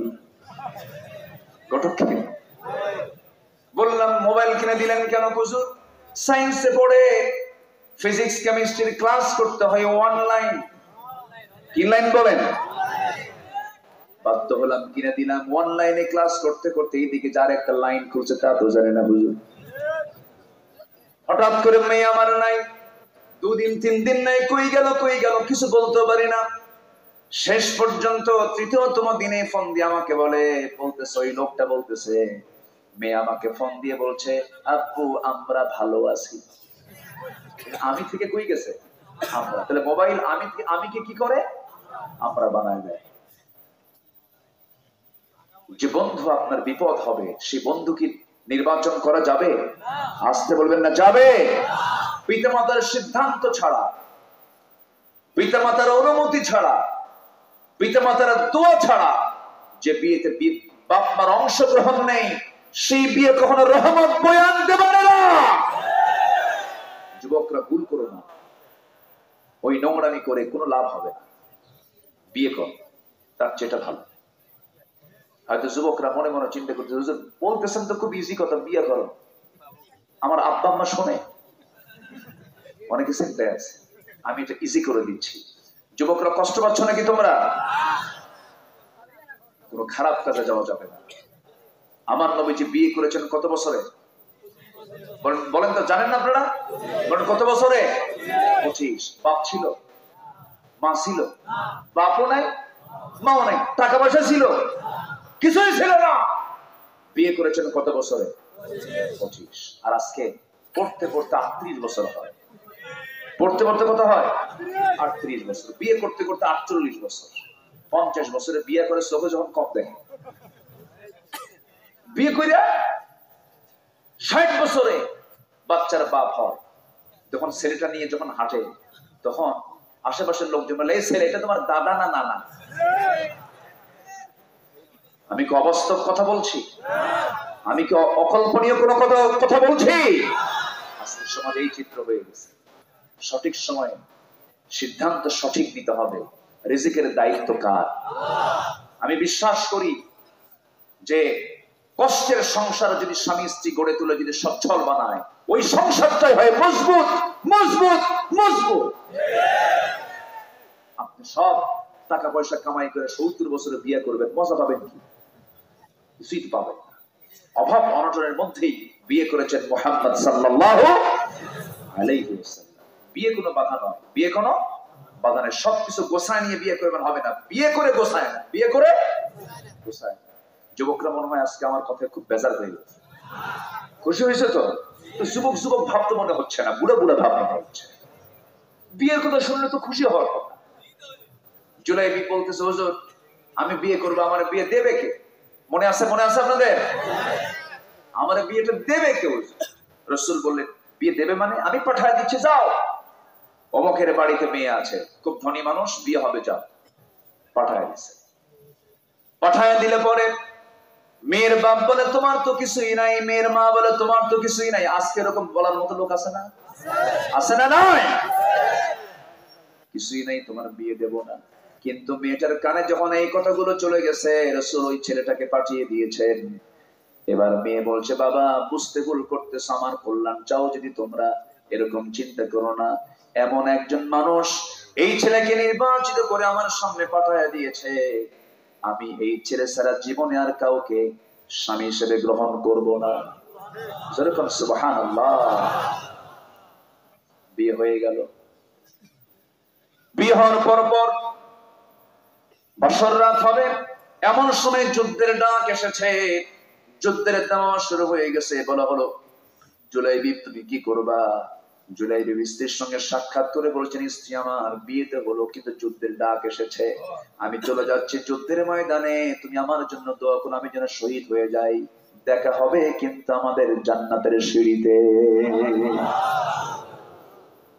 চলে গেছেন জিহাদের ময়দানে, যুদ্ধ করতে নিয়ে জুলাইবি শাহাদাত বরণ করলেন, শহীদ হয়ে গেলেন জুলাইবি। আমার নবীজির কাছে সংবাদ চলে এলো। আমার নবীজি আস্তে করে জুলাইবিবকে দেখার জন্য গেলেন, যে দেখেন জুলাইবিব মাঝখানে পড়ে আছে, চতুর্দিকে 7টা কাফেরের লাশ। 7টা কাফের সব ছিন্ন বিচ্ছিন্ন হয়ে পড়ে আছে মাঝখানে। জুলাইবিব শাহাদাত বরণ করেছেন। আমার নবীজি জুলাইবিবকে আস্তে করে সেখান থেকে তুলে ধরে আমার নবীজি তার বরকতি রান, পায়ের রানের উপরে তার মাথাটা রাখলেন। রেখে মাথার চুলগুলো গুছায়া দিবে। আমার নবীজি সুন্দর করে তাকে আদর করলেন, তার জন্য দোয়া করে দিলেন এবং বললেন, তোমরা কি জানো জুলাইবিব শুধু শহীদ হয় নাই, 7 জন কাফেরকে জাহান্নামে পাঠায় সে তার নিজের জান্নাতের বন্দোবস্ত করে নিয়েছে। আমার বন্ধুগণ, আরেকজন সাহাবী নবীর সামনে বসা। রাসূল বলছেন, সাহাবী তোমার মন খারাপ কেন? হুজুর বিয়ে করব কিন্তু বিয়ে হয় না, কেন, কি হয়েছে? আমি কালো মানুষ। রাসূল বলছেন, কে বলেছে তোমার বিয়ে হবে না? আমি তোমার বিয়ে দেওয়ার দায়িত্ব নিচ্ছি, যাও ওই বাড়িতে যাও। চলে গেছে। যাওয়ার আগে বলতেছে, হুজুর কেমন করে বলি? আপনি একটা চিঠি লিখে দেন। সুন্দর করে চিঠি প্রস্তুত করে দিলেন। চিঠিখানা নিয়ে মেয়ের বাবার কাছে গিয়ে এই কালো সাহাবী বলছেন, এই মেয়ের বাপ এদিকে আয়, এই যে চিঠি পড়, তাড়াতাড়ি ব্যবস্থা কর। যেরকম সুবহানাল্লাহ, তাড়াতাড়ি ব্যবস্থা কর। সাহাবী চিঠিখানা পড়লেন, আশ্চর্য হলেন, হুজুর আমার মেয়ের জন্য চিন্তা করেন। মেয়ের বাপ রাজি, কিন্তু চিন্তা করতেছেন ছেলে তো কালো, কিন্তু আমার মেয়েটা তো আকাশের চাঁদের মতো সুন্দরী মেয়ে, আমার মেয়ের পছন্দ হবে কিনা জানি না। এবার বলছে, শোনো আমার তো পছন্দ, রাসূল পছন্দ করেছেন, আমার কোনো কথা নেই, কিন্তু মেয়েটার ব্যাপারে আমি একটু চিন্তায় আছি, দেখি তোমার মেয়ে রাজি কিনা। মেয়ের সব কথা শুনে নিয়ে বলতেছে, বাবা রাসূল যাকে পছন্দ করেছেন সেটাই আমার পছন্দ। যেরকম সুবহানাল্লাহ। বিয়ে হয়ে যাবে। চলে গেলেন নবীর কাছে। সেই সাহাবীর নাম হলো সাআদ আল আসওয়াদ আস-সুলাইমি রাদিয়াল্লাহু তাআলা আনহু। তিনি নবীর সামনে গিয়ে দাঁড়িয়ে বলছেন, ইয়া রাসূলুল্লাহ আজকে তো কাজ ওকে হয়ে গেছে, বিয়েটা ওকে হয়ে গেছে, বিয়ে হয়ে যাবে। রাসূল বলছেন, বিয়ে তো করবা, টাকা পয়সা আছে নাকি? কেন, কি হয়েছে? মোহরানার টাকা দিতে হবে। তিনি বলছেন, হুজুর আমার কাছে কোনো টাকা নাই। বিয়ে করবা কেমনে হুজুর? সব দায়িত্ব যখন আপনি নিলেন, টাকাটা আপনি দেন, আমি বিয়ে করি। যেরকম সুবহানাল্লাহ। আমার নবী কত ফ্রি ছিলেন, কত সুন্দর মুক্ত মনে কথা বলেছেন। শিশু নবীর সামনে বসে বসে ঘন্টার পরে ঘন্টা গল্প করত। শিশুদেরকে রাসূল সময় দিয়েছেন, যুবকদেরকে সময় দিয়েছেন। কোন এক জালসায় তিনি বসে কথা বলছেন, এক যুবক বসার জায়গা পায় না, দাঁড়ায় আছে। রাসূল বলছেন, যুবক তুমি দাঁড়ায় আছো কেন? হুজুর বসার জায়গা নাই। রাসূল তার নিজের গায়ের চাদরটা তার হাতের দিকে ইশারা করে ফিকে মেরে বলছেন, যুবক আমার চাদর পেরে আমার চাদরে বসো। আমার নবীজি সবার সঙ্গে মিশে যেতেন। আমার নবীজি বললেন, সাদরি যাও, দায়িত্ব নিচ্ছি। ও ও নুরমান 200 দিরহাম দাও। ওসমান আমার জামাই, তুমি 200 দিরহাম দাও। 400 দিরহাম নিয়া রাসূল বলেন, সাদ যাও বিয়ের বাজার করে আনো। বিয়ের বাজার করে আনবে আজকে, আগামী কাল কি তোমার বিয়ে হয়ে যাবে। বিয়ের বাজার করতে গেছেন, সব ঠিকঠাক হয়ে গেছে, সব কেনা প্রায় ঠিকঠাক। এমন সময় বলছে, সাদ বিয়ের বাজার তো করতে আসছে, তুমি কি জানো জিহাদের ডাক কিন্তু চলে এসেছে। এই জিহাদের ডাক এসেছে। এই কথা শোনা মাত্রই সমস্ত বাজার বন্ধ করে দিয়া সাদ করলেন কি, ঘোড়া কিনলেন টাকা দিয়া, ঘোড়া কিনলেন, তরবারি কিনলেন। টাকা শেষ হয়ে গেল, যুদ্ধে ঝাঁপিয়ে পড়লেন, শাহাদাত বরণ করলেন। নবীর কাছে সংবাদ আসলো, হুজুর সাদ তো দুনিয়া থেকে বিদায় নিয়েছে। রাসূল বলেন, কোন সাদ? যে সাদের বিয়ের কথা গতকালকে ছিল। আমার নবী নিজে দৌড় মেরে তাকে দেখতে গেলেন, গিয়ে দেখেন ছিন্ন বিচ্ছিন্ন লাশ পড়ে আছে। নবীজি সুন্দর করে গোছায় নিলেন। সাদের চেহারার দিকে তাকায় কাঁদেন একবার, হাসেন একবার। এমন সময় সাহাবায়ে কেরাম বলছেন, হুজুর আপনি এমনটা আচরণ করছেন কেন? একই অবস্থায় হাসেন, একই অবস্থায় কাঁদেন, এর কারণটা কি? রাসূল বলছেন, সাহাবীরা আমি আমার সাদের চেহারার দিকে তাকায় হাসতেছি, কাঁদতেছি, এর কারণ হলো আমি সাদকে দেখতে পাচ্ছি। সাদের জন্য জান্নাতের হুররা তাকে টানাটানি করে বেহেশতের দিকে নিয়ে চলে যেতেছে। এই জন্য আমি হাসতেছি। কান্না করার কারণ হলো আমি সাদের সকল আয়োজন সম্পন্ন করলাম বিয়া, কিন্তু দুনিয়ার জিন্দেগিতে আমার সাদ একজন নারীকে বিয়ে করতে পারলো না। এই অপূর্ণতা নিয়ে সে দুনিয়া থেকে বিদায়, এই জন্য আমি কাঁদতেছি। আমার বন্ধুগণ, আমার ভাইয়েরা, সকল কিছুর আগে কার ভালোবাসা? আসতে বলেন না, কার ভালোবাসা? এই দুনিয়াতে কিছু মোহ আছে, এই দুনিয়ার কিছু আকর্ষণ আছে। আল্লাহ রাব্বুল আলামিন এক আয়াতে বলছেন, যুইনা লিন-নাসি হুব্বুশ শাহাওয়াতি মিনান নিসাই ওয়াল বানিনা ওয়াল কানাতিরিল মুকানতারাতি মিনাদ-যাহাবি ওয়াল ফিদ্দা والخيل المسومة والأنعام والحرث ذلك متاع الحياة الدنيا والله عنده حسن المآب جربون الله أكبر মানুষের জন্য ছোট জিনিস আকর্ষণীয় করা হয়েছে কয়টা? 6টা জিনিসকে। এক নম্বর হলো নারী। পুরুষের জন্য নারী, নারীর জন্য পুরুষ। আকর্ষণ কে দিয়েছেন? আসতে বলবেন না, কে দিয়েছেন? এই আকর্ষণ না থাকলে কি পৃথিবীতে মানব সন্তান আসবে নাকি? আকর্ষণ থাকতে হবে। পুরুষের জন্য স্ত্রী পাগল হবে, স্ত্রীর জন্য স্বামী পাগল হয়ে যাবে। আল্লাহ তাআলা এই পাগল হতে জায়েজ বলেছেন। স্বামীর জন্য বউ পাগল, বউয়ের জন্য স্বামী পাগল হবে, কোনো সমস্যা নাই। কিন্তু অন্যের বউ না নিজের বউ? অন্যের বউ কইছে, অন্যের বউ, অন্যের বউয়ের জন্য পাগল হওয়া যাবে না। আজকে বিয়ে বেশি না পরকীয়া বেশি? বলেন বলেন বলেন। পরকীয়ার পরিমাণটা বেড়ে গেছে কেন? এই পরকীয়া গুলো বাড়ার পিছনে পিছনে কিছু কারণ আছে। এর মধ্যে অন্যতম কারণ হলো কলকাতার কিছু সিরিয়াল। আসতে বলবেন না, জোরে বলুন ঠিক কিনা? সিরিয়াল সব শেষ করে দিয়েছে। এই সমস্ত সিরিয়াল গুলো দেখা যাবে না মায়েরা। নোংরামি গুলো বাদ দিয়ে দেন। মোবাইলে অযথা কোন পরপুরুষের সঙ্গে কথা বলতে যাবেন না, পরনারীর সঙ্গে কথা বলতে যাবেন না। ওয়ালা মুত্তাখিদি আখদান ওয়ালা মুত্তাখিদাতি আখদান, গোপন গোপন কোনো কিছু করা যাবে না। মিস কল মারে, আবার কই হুজুর মিস কলের জন্য মানে কোরআন শরীফে মিস কল আসছে কোথায়? ফামাই ইয়ামাল মিস কল, যখন নাউজুবিল্লাহ। এই নোংরামি গুলো করা যাবে না। সব নোংরামি বাদ দিতে হবে। যারা ভালো থাকতে চায় আজকে তাদেরকে ভালো থাকতে দেয় না, আছে না নাই? বলেন। আসতে বলবেন না, আছে না নাই? আছে। আপনি ভালো মানুষ, আপনাকে ভালো থাকতে দিতে চায় না। বোরকা পড়তে চান, বোরকা পড়তে দেয় না। ভার্সিটির টিচার পর্যন্ত বলতেছে কোন ভার্সিটির ছাত্রী ইউনিভার্সিটি ঢুকতে গেলে বোরকা পরে ঢুকতে পারবে না। শর্ত কি? না বোরকা ছাড়া আসতে হবে। কেন? মেয়ে ছাত্রী হলো মেয়েদের মতো। ছাত্রী যদি মেয়ের মতো হয়, ছাত্রী আবার পাত্রী হয় কেন তোদের? ঠিক কিনা? শিক্ষক ছাত্রীকে বিয়ে করা এটা কি মানে স্বতন্ত্র ঘটনা, নরমাল ঘটনা? নরমাল, সাধারণ ঘটনা। সোনাতলায় এমন রেকর্ড আছে না নাই? আসতে বলবেন না, আছে না নাই? আছে। ছাত্র কি বলে, শিক্ষক ছাত্রীকে বিয়ে করে নিয়েছে, জায়েজ, হতেই পারে, বিয়ে হতেও পারে। কিন্তু ছাত্রী মেয়ের মতো আপনি অজুহাত দিয়ে আপনি বোরকা পরার মতো এই ফরজ হুকুমকে আপনি নিষিদ্ধ করবেন, আপনি শিক্ষক নামের কলঙ্ক, আপনি আল্লাহ নির্দিষ্ট আয়াতের বিরুদ্ধে অবস্থান নিয়েছেন। সম্মানিত ভাইরা, নারীরা ইসলামে যে অধিকার পেয়েছে, এরকম অধিকার পৃথিবীর কোথাও মেয়েরা পাবে না। ইসলাম নারীকে বানিয়েছে রানী। কি বানিয়েছে? রানী কি কাজ করে খায় না বসে বসে খায়? আসতে কর, রানী কি করে খায়? বসে বসে খায়। মেয়েরা বসে বসে খায়। ইসলামে অধিকার দিয়েছে। হয়তো মায়েরা ভাবতেছে হুজুর আপনি আবার কি ওয়াজ শুরু করলেন। হ্যাঁ, বাস্তব তাই। কামাই করার দায়িত্ব স্বামীর না স্ত্রীর? বলেন, কামাই করার দায়িত্ব কার? স্ত্রীর যদি কোটি কোটি টাকার সম্পদও থাকে, স্ত্রী যদি স্বামীর জন্য খরচ না করে কোনো গুনাহ হবে? আসতে বলবেন না, গুনাহ হবে? স্বামী মানে স্বামীর কি হবে? গুনাহ হবে। দেখা তার জন্য ফরজ, দেখা তার জন্য কি ফরজ। মেয়ের, নারীর সম্পদের কোনো ক্ষয় নাই, কোনো খরচ নাই। সমস্ত চাকরের দায়িত্ব পালন করে হলো পুরুষ। পুরুষরা হলো চাকর আর মেয়েরা হলো রানীর মর্যাদায়। পুরুষরা সারাদিন চাকরি করে, চাকরগিরি খেটে গোলামি করে এসে স্বামী স্ত্রীর মুখে খাবার জুটায় দেয়। মেয়েরা হলো রানী। কিন্তু মেয়েরা বললো না, পুরুষ যদি হয় চাকর, আমরা হব চাকর রানী। কি হবো আমরা? হন আপনি, কিন্তু আপনাকে পর্দা ছাড়া না পর্দা সহ? পর্দা ছাড়া না পর্দা সহ? পর্দা সহ। আজকে পর্দার কোনো পরিবেশ নাই, পরিবারে পর্দা নাই। শালীর কি দুলাভাইয়ের সামনে শালী দেখা করে এমন শালী তো কি আছে?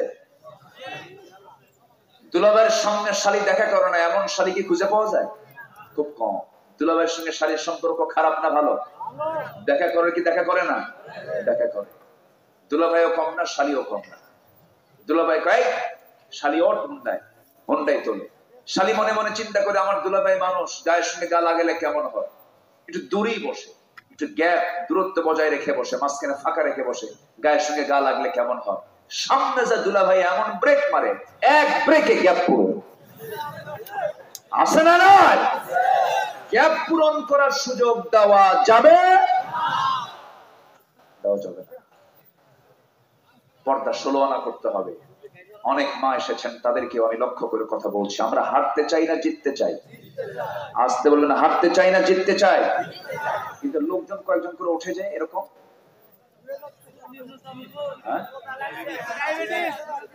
কারো কোনো সমস্যা নাই তো? এই মাহফিল আমার জন্য একটা স্মৃতি হয়ে থাকবে। এত রাতে মানুষ বসে বসে ওয়াজ শোনে, এটা রেকর্ড খুবই কম। সোনাতলা এই রেকর্ডকে তারা জারি রেখেছে, বলি আলহামদুলিল্লাহ। কিছু কিছু এলাকার শ্রোতাগুলো ওই যে টাকি মাছের মতো যেটা ভত্তা খায়, ওটাকে যদি আপনি ওজন করার জন্য যদি কোনো পাত্রে তোলেন আর ওজন করতে না যদি 1 মিনিট দেরি করেন, জীবনে ওজন করা যাবে না, খালি নড়ে। কিছু শ্রোতা আছে এরকম কিছু কিছু এলাকায়। কিন্তু এই সমস্ত শ্রোতার সঙ্গে আমি রাসূলুল্লাহর সাহাবীদের কিছু মিল খুঁজে পাচ্ছি। বলি আলহামদুলিল্লাহ, জোরে বলি আলহামদুলিল্লাহ। আজকের মাহফিলে কোনো কারেকশন নাই, আলহামদুলিল্লাহ বলে। মাহফিল কমিটি বলেছে আমরা মেহমান করে লোকজনদেরকে দাওয়াত দিয়েছি, আমরা তাদের পকেট থেকে টাকা নেবো কেন? ঠিক না, মাঝে মাঝে দেওয়া লাগে। আপনি ঠিক কর কেন? তবে হ্যাঁ, তাদের আইডিয়া ভালো, ভালো। তাদের আইডিয়া কি খারাপ না ভালো? এটা উত্তম, ভালো। তারা নিজেরাই কভার করে নিয়েছে, আলহামদুলিল্লাহ। কিন্তু আজকের ম্যাক্সিমাম মাহফিল গুলো ওয়াজ হয় 2 ঘন্টা, কালেকশন হয় 9 ঘন্টা। আছে কিনা বলেন? 9 ঘন্টা কালেকশনের ওয়াজ শোনার পর ওয়াজ শোনার কোনো এনার্জি থাকে? থাকে। এই জন্য মাহফিলের পরিবেশটা নষ্ট হয়ে যায়। আমি আজকের এই মাহফিল কমিটিকে অসংখ্য ধন্যবাদ দিচ্ছি। এই মাহফিল প্রত্যেক বছর হবে, জোরে বলি ইনশাআল্লাহ। আর জোরে বলি ইনশাআল্লাহ। আমরা হারতে চাই না জিততে চাই? জেতার জন্য 3টা কাজ করব। কয়টা কাজ করব আমরা বলেন? বলেন কয়টা কাজ? আমার ভাইয়েরা 3টা কাজ আমরা করব। সেই 3টা কাজ কি? فآمنوا بالله ورسوله والنور الذي أنزلنا والله بما تعملون خبير। এক নম্বর হলো তোমরা ঈমান আনো আল্লাহর উপরে। কার উপরে বলেন? আল্লাহর উপরে তোমার ঈমান আনো। ঈমান আনবা আবার দুনিয়ার আইন মানবে, তোমার ঈমান আনা হয় নাই। ঈমান আনবে, দুনিয়ার দল করবে, তোমার ঈমান আনা হয় নাই। কাফের মুশরিক শুধু সম্প্রদায়ের কোন নাম নয়, অনেক মুসলিম নামধারী কাফের মুশরিক আছে না নাই? আসতে বলবেন না, আছে না নাই? রাসূলকে শুধু নামাজে মানবা, রাসূলকে শুধু রোজায় মানবা, রাসূলকে শুধু দাড়িতে মানবা, রাসূলকে শুধু মিসওয়াকে মানবা, রাসূলকে দাঁত ভাঙ্গাই মানবা না, রাজনীতিতে মানবা না, রাষ্ট্রপতিতে মানবা না। তুমি ভণ্ড, তুমি প্রতারক। রাসূলকে মানতে হবে এক জায়গায় না সব জায়গায়? এক জায়গায় না সব জায়গায়? ইসলাম এমনি এমনি আসে নাই। দিন কায়েমের জন্য রাসূলের শরীর থেকে রক্ত ঝরাতে হয়েছে। বিশ্বনবীর দেহ থেকে রক্ত ঝরাতে হয়েছে। আমি যদি ভাবি শুধু কয়েকটা ঠাকটুক সিজদা মাইরা তাহাজ্জুদ পড়ে জান্নাতে চলে যাব, এত সস্তা নয়। জান্নাত পেতে হলে জান মাল আল্লাহর পথে কুরবান করে আল্লাহর কাছ থেকে জান্নাত বুঝে নিতে হবে মুসলমান। সূরা তাওবার 111 নম্বর আয়াত পড়ে উত্তর খুঁজে পেয়ে যাবে। আমার আয়াত বলবো, কোন সময় তো নাই, শেষ করে দিই নাকি? আলোচনা চালাবো, আলোচনা চালাবো। জোরে বলুন ইনশাআল্লাহ। আরো জোরে বলি ইনশাআল্লাহ। আমার দিকে তাকা। তাহলে যদি জিততে চাই তিনটা কাজ করব। এক নম্বর হলো ফ্রেশ ঈমান। এক নম্বর কি ঈমান বলেন? কি ঈমান বলেন? তাহলে ফ্রেশ ছাড়া ভেজাল ঈমানও আছে না নাই? মানে নামাজও পড়ে সুদও খায়, এরকম তো লোক শোনা তোলায় নাই। এই সময় কেউ উঠবেন না, যদি ওঠেন ভাববো ওটাই সুদ খায়। আমি কেবল লাইনে আসতেছি, কিন্তু সুদের কারবারে আমরা যাব না। জোরে বলি ইনশাআল্লাহ। সুদ এসেছে শয়তান থেকে। সুদ আসছে কার থেকে? শয়তান থেকে। আর যাকাত এসেছে কার থেকে? আল্লাহ থেকে। আমরা সুদকে না বলবো, যাকাতকে হ্যাঁ বলবো। যাকাত আছে যেখানে বরকত আছে সেখানে, আর সুদ আছে যেখানে জাহান্নাম সেখানে। সুদের মহড়া চলছে আজ। সুদের ধারে বসে যাওয়া যাবে না, সুদের অঙ্ক কষা যাবে না, সুদের কোনো কারবারে যাওয়া যাবে না। কিন্তু প্রশ্ন হলো, এই সুদ আপনি কখনো ওয়াজ করে বন্ধ করতে পারবেন না। যুগের পরে যুগ ওয়াজ হচ্ছে, মাহফিল হচ্ছে। আগের চাইতে আজকের এই দুনিয়ায় আমার বাংলাদেশে মসজিদ কমছে না বাড়ছে? আচ্ছা, মাদ্রাসা কমছে না বাড়ছে? আলেম ওলামা কমছে না বাড়ছে? হাজী সাহেব বাড়ছে না কমছে? আলেম ওলামা কমছে না বাড়ছে? মসজিদ বাড়লো, টুপিওয়ালা বাড়লো, হাজি বাড়লো, আলেম বাড়লো, হাফেজ বাড়লো, মসজিদ বাড়লো, মাদ্রাসা বাড়লো। সুদ মনে হয় কমে গেছে। বলেন কমছে না বাড়ছে? এটাও বাড়ছে। জেনার পরিমাণ কমছে না বাড়ছে? তো জেনাও বাড়লো, সুদও বাড়লো, আকাম কুকামও বাড়লো, সব কিছু বেড়ে গেল, মসজিদ বাড়লো। এখান থেকে প্রমাণ হলো, শুধু মসজিদ বানালেই সমাজ থেকে সুদ বন্ধ হবে না, ওয়াজ মাহফিল করলেই সমাজ থেকে সুদ বন্ধ হবে না। সুদের বিরুদ্ধে আইন পাশ করতে হবে মুসলমান, ঠিক কিনা? এই কথা বললে আমরা দোষী হয়ে যাই। বলে হুজুর ওইদিকে ঘোরেন কেন? দেশ চালাবো আমরা, খাবো মদ আমরা, আপনারা দোয়া করে দিবেন। ওরা মদ খাবে, আমরা দোয়া করব। আমার দেশে আবার এরকম পিসাবও আছে, মদের ফ্যাক্টরি উদ্বোধন হবে, হুজুরকে দাওয়াত দেয়। হুজুর যা বলে, আল্লাহ মদের ফ্যাক্টরিতে বরকত দিয়ে দাও। এরকম কিছু বদমাইশ আছে না নয়? মদের ফ্যাক্টরিতে দোয়া করে। সিনেমা সেন্সর বোর্ড অনুমতি দিয়েছে, সিনেমা রিলিজ হবে। প্রযোজক দাওয়াত দিয়েছে, হুজুর একটু দোয়া করেন এই সিনেমা যেন চলে। দোয়া করে, আল্লাহ এই সিনেমার কলা কুশলী সহ যারা যারা কাজ করেছে ওদেরকে কবুল করো। এবং এই দোয়া করে যে আল্লাহ এই সিনেমা যেন সফল সিনেমা হয়, ব্যবসা সফল হয়, এই কামনা তোমার কাছে। দেখ, চিন্তা করেন, দোয়ার সাইজ দেখছেন।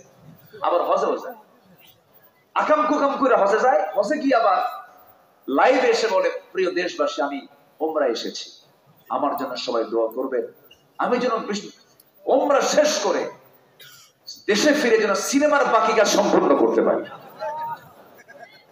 আমার কথা কি বুঝতেছেন? ফাইসলামির তো একটা মাত্রা আছে। মেয়ে নাচে, মেয়ে কি করে? নাচে, বাপ দোয়া চায়। মেয়ে নাচে মঞ্চে আর বাপ হাতের তালি মারে। থাপ্পড়ে 32 লাখ ভাঙ্গা দরকার বেয়াদব বাপদের, ঠিক কিনা? তোমার মেয়েকে তুমি ভাইরাস বানাচ্ছ সমাজের জন্য। নাচ শিখায়, গান শিখায়, আবার বলে প্রিয় ভাইরা আমার মেয়ের জন্য দোয়া করবেন। মাশাআল্লাহ, খুব নাচে, দেখছেন? মাশাআল্লাহ আছে না? আসতে বলবেন না, আছে না? নাই?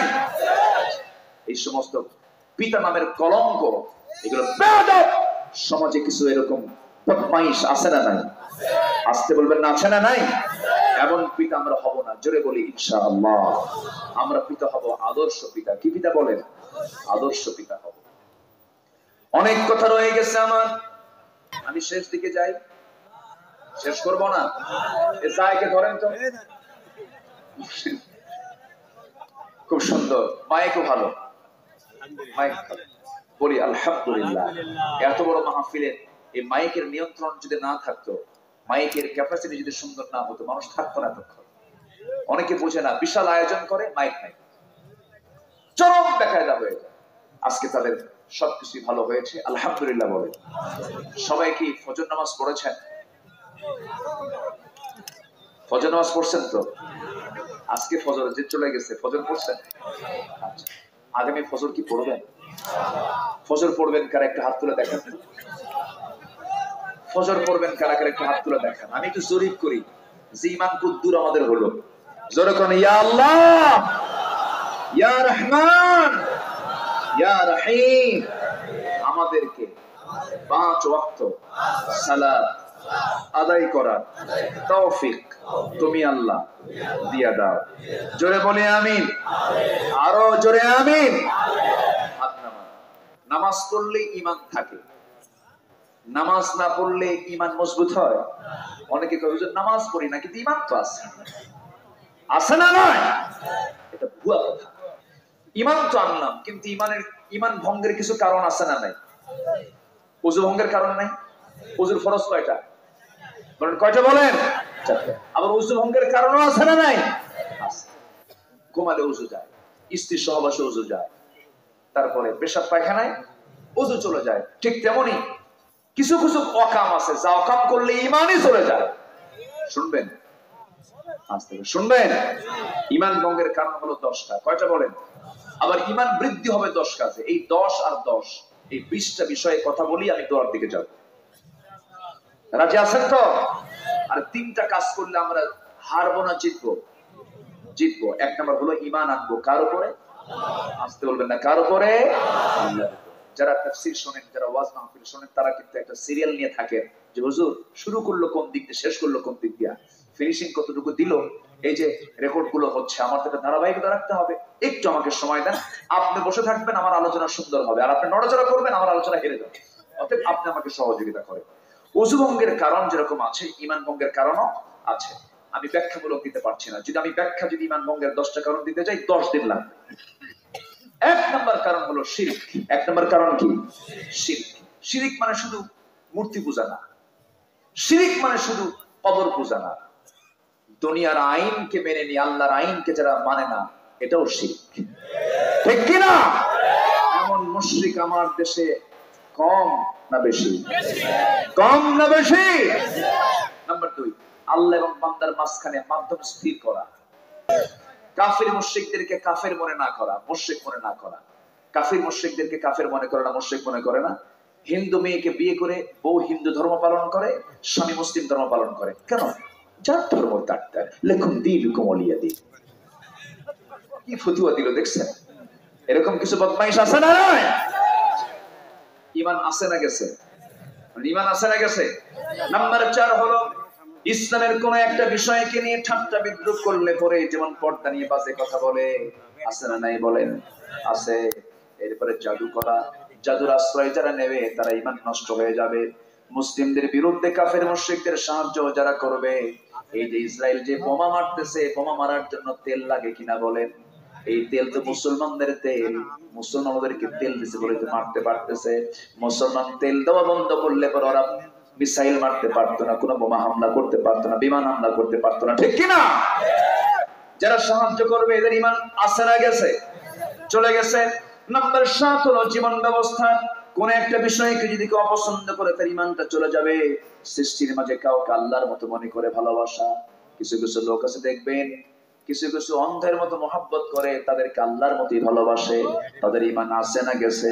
চলে গেছে। ইসলাম ব্যতীত কোনো বিধানকে উত্তম মনে করলে পরে নাম্বার 10 হলো আল্লাহর দিন থেকে বিমুখ হয়ে অন্য কোনো পথে চলে গেলে পরে তার ইমানটা চলে যাবে। এটা হলো ইমান ভঙ্গের কারণ। আর ইমান বৃদ্ধির কিছু কারণ আছে। ইমান বৃদ্ধির কারণ 10টা। আমরা আজকে অনেক সময় দিয়েছি, আল্লাহ বরকত দেন, জোরে বলি আমিন, আরো জোরে বলি আল্লাহুম্মা আমিন। ইমান বৃদ্ধির জন্য 1 নাম্বার উপায় হলো এই মুখে কার নাম? আসতে বলবেন না, কার নাম? বসে থেকে উঠতে নিয়ে আল্লাহু আকবার, উপরের দিকে উঠতে আল্লাহু আকবার, আশ্চর্য জিনিস দেখলে সুবহানাল্লাহ, শুকরিয়া মতো শুকরিয়া আদায় করতে গেলে বলেন কি? আরো জোরে বলেন, আরো জোরে বলেন আলহামদুলিল্লাহ। যার মুখে সর্বক্ষণ আল্লাহর জিকির থাকবে শয়তান তার কাছে চান্স পায় না, শয়তান তার কাছে চান্স পায় না। নাম্বার 2 হলো ইলমকে অন্বেষণ করা, দ্বীনকে মেনে নেওয়া, ইলমকে তালাশ করা। কোরআনে কারীমের মধ্যে আল্লাহ রাব্বুল আলামিন নামাজের কথা আগে বলেছেন না, জ্ঞান অর্জনের কথা আগে বলেছেন। জ্ঞান অর্জনের কথা বলেছেন ইকরা বিসমি রাব্বিকাল্লাযী খালাক।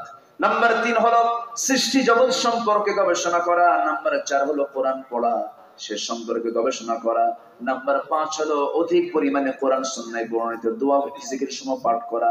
নাম্বার 6 হলো নিজের পছন্দের উপর আল্লাহ এবং তার রাসূলের এই পছন্দকে প্রাধান্য দেওয়া। নাম্বার 7 হলো দ্বীনি মজলিসে বসা। আল্লাহু আকবার। দ্বীনি মজলিসে বসা, ধৈর্য সহকারে বসা, শেষ পর্যন্ত বসে থাকা, ভালো মানুষের সঙ্গে বন্ধুত্ব রাখা। যার একটা ভালো বন্ধু আছে, এই পৃথিবীতে সবচেয়ে বরকতওয়ালা মানুষ সেই লোকটা। এই জন্য ভালো বন্ধু আমরা তালাশ করবো, বিড়ি খাওয়া না গাঁজা খাওয়া। বলেন বিড়ি খাওয়া গাঁজা খাওয়া নয়। আল্লাহওয়ালা যেন বন্ধু আমার হন, তাকে দেখলে যে নবীর কথা মনে হয় এমন বন্ধু নির্বাচন করে নেওয়া। এরপরে সকল প্রকার পাপ কাজ থেকে দূরে থাকা। নাম্বার 9 হলো ফরজ ইবাদতের পাশাপাশি সাধ্যমতো নফল নামাজটা পড়া। আমরা আজান শুনি কয়বার? বলেন কয়বার? আজানটা দেয় কে? মুয়াজ্জিন। আর আরেকটা আজান আল্লাহ নিজেই দেন আরেকটা সময়। 5 বার আজান দেয় মুয়াজ্জিন, 1 বার আজান দেন আমার আল্লাহ নিজে। আলা মিন মুস্তাগফিরিন ফাগফির আলাহ। শেষ রাত্রিতে আল্লাহ তাআলা প্রথম আকাশে এসে আজান দিচ্ছেন, ও ক্ষমা প্রার্থী, কে ক্ষমা চাও, আমার কাছে ক্ষমা চাও, আমি তাকে ক্ষমা করে দেব। জোরে কোন সুবহানাল্লাহ। তাহলে আল্লাহ আজান দেন কখন? কোন রাতে বলেন? শেষ রাতে। আমাকে ডাকেন, আজান মানে হলো ডাকা। মুয়াজ্জিন ডাকে কয়বার? আর আল্লাহ আমাকে এক্সট্রা করে ডাকেন কয়বার? একবার, শেষ রাতে। নফল নামাজ পড়া। নাম্বার 10 হলো ঈমান বৃদ্ধির জন্য মহান আল্লাহর নিকট দোয়া করা। আল্লাহ তাআলা যেন আমাদের ঈমানকে আরো বৃদ্ধি করে দেন, যার মাধ্যমে আল্লাহর নৈকট্য অর্জন করতে প্রতীক্ষিত জান্নাত আমরা লাভ করি। এমন করে আল্লাহর কাছে চাওয়া। আমাদের ঈমান বৃদ্ধির জন্য আমরা কার কাছে চাবো? অহংকার কিছু কিছু বান্দার আছে না নাই? অহংকার থেকে বাঁচার জন্য কিছু দোয়া আছে না নাই? বলেন আছে। অহংকার থেকে বাঁচার জন্য কিছু কাজ আমরা করব। এই আকাশটা কার?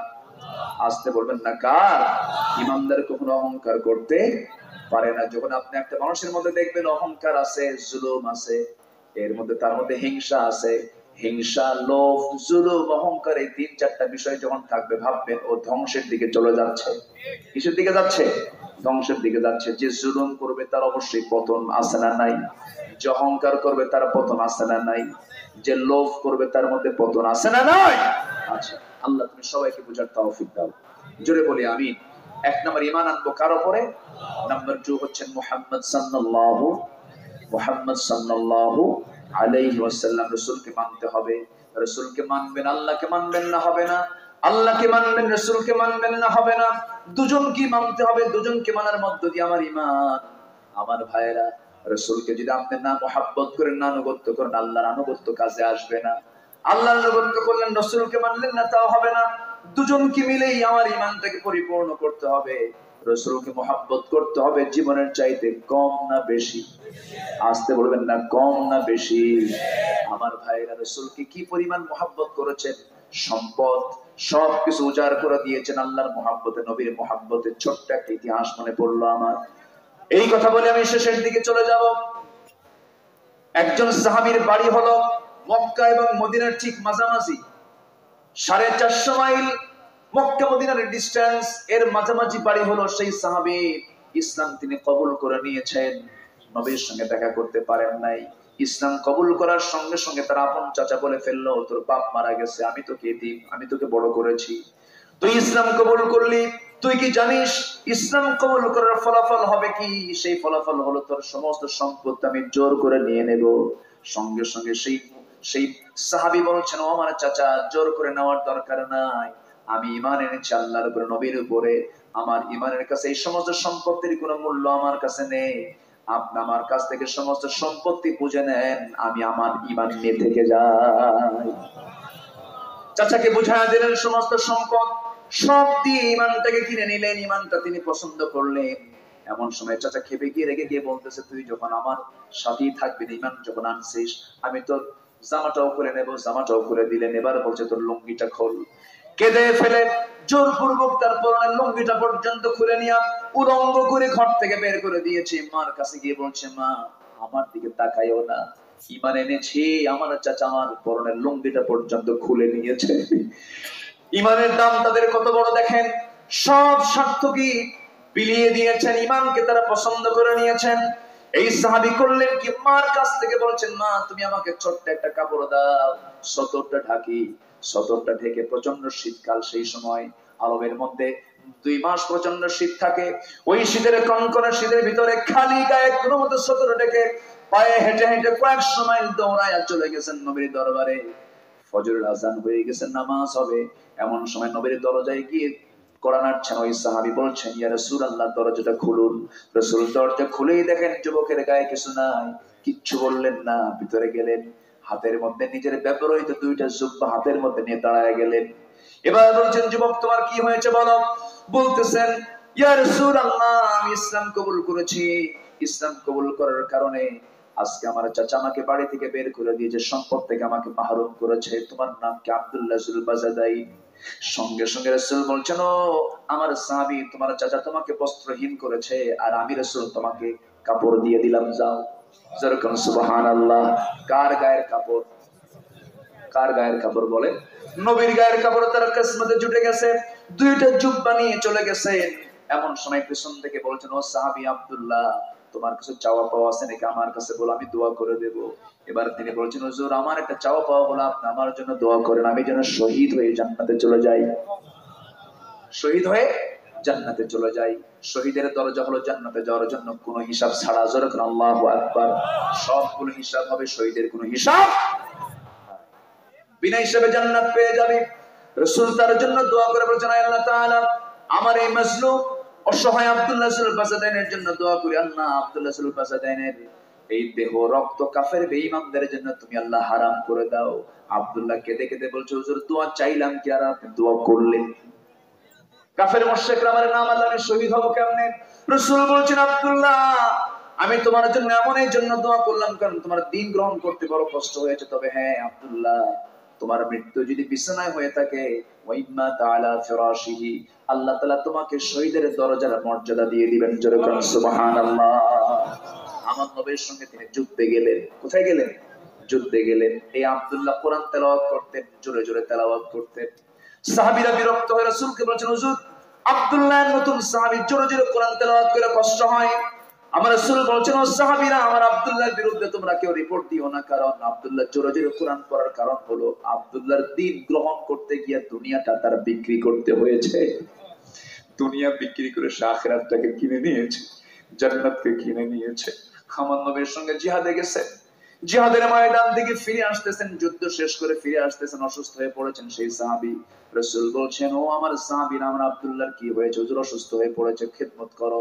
3 দিন পরে সংবাদ আসলো, হুজুর, আব্দুল্লাহ দুনিয়া থেকে বিদায় নিয়েছে। রাসূল কাঁদতেছেন আর বলছেন, শোনো আমার সাহাবীরা, আমার আব্দুল্লাহর জানাজা কেউ পড়াবে না, আমার আব্দুল্লাহর জানাজার দায়িত্ব আমি রাসূল নিজে নিলাম। জানাজা শুরু হয়ে গেছে, রাসূল জানাজা পড়ালেন। এরপরে বলছেন, সাহাবীরা, আমার আব্দুল্লাহর লাশ কোন কবরে তোমরা দাফন করবে, কোন জায়গায় তোমরা দাফন করবে? ওই যে হুজুর, পাহাড়ের চিপায় আমরা কবর খনন করেছি। রাসূল বলছেন, সাহাবীরা, আমাকে ওই কবরস্থান পর্যন্ত আমাকে নিয়ে চলো। রাসূল সচরাচর সবার কবরে যান না, তিনি বললেন আমাকে তো সেই জায়গায় নিয়ে চলে গেলেন আমার নবীজি। এবার বলছেন সাহাবীরা, আমার আব্দুল্লাহর লাশটাকে কবরে রাখার জন্য আমি কবরে কাউকে নামতে দেব না, আমি রাসূল নিজে নামবো। রাসূল নিজে নামলেন, রাসূল নিজে নেমে হাতটা আগায় দিচ্ছেন। এমন সময় বলছেন আমার আবু বকর কোথায়? আবু বকর তুমি আমার ডানে নামো। ওমর কোথায়? ওমর আমার বামে নামো। ওই সাহাবীর কবরে কয়জন নামছেন? তিনজন মানুষ, পৃথিবীর সেরা মানুষ। মাঝখানে মুহাম্মদ সাল্লাল্লাহু আলাইহি সাল্লাম, ডান পাশে আবু বকর, বাম পাশে ওমর ফারুক রাদিয়াল্লাহু আনহুর মতো মানুষ। এই তিনজনের দাঁড়ানো দেখতেছেন সাহাবায়ে কেরাম।